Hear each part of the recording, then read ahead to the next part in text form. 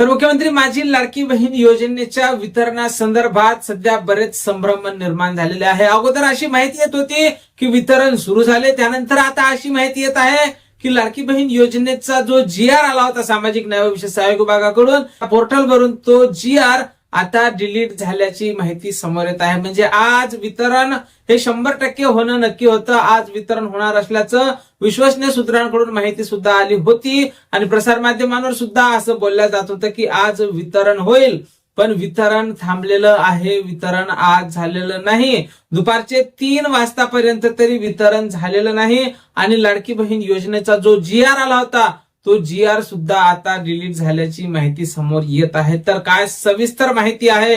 GR delete झाला म्हणजे लाडकी बहीण योजनेच्या 25व्या हप्ते वितरणावर याचा काय परिणाम होईल किंवा लाडक्या बहिणींना याचा काय फायदा होईल या संदर्भातली माहिती आपण समोरच्या अगदी थोड्याशा व्हिडिओमध्ये समजून घेण्याचा प्रयत्न करणार आहोत। त्यापूर्वी तुम्ही जर नवीन असाल तर नक्कीच आपल्या व्हिडिओला लाईक करून चॅनलला सबस्क्राईब करा। नमस्कार, मी भाऊसाहेब घोडे स्वागत करतो तुमचं लाडकी बहीण योजनेच्या एका नवीन व्हिडिओमध्ये।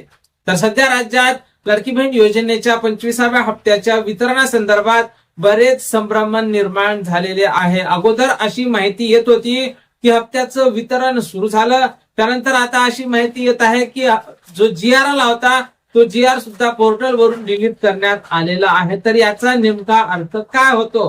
तर लाडक्यांनो अशी माहिती आता समोर येत आहे सध्याच्या घडीची की हप्ते वितरणाचा जो GR आला होता तो फक्त माहे जुलै वितरणाचा GR आला होता आणि लाडक्या बहिणींना रक्षाबंधनानिमित्त 2 हप्ते एकत्रित देण्याचा राज्य सरकारचा विचार असल्याची माहिती समोर येत आहे।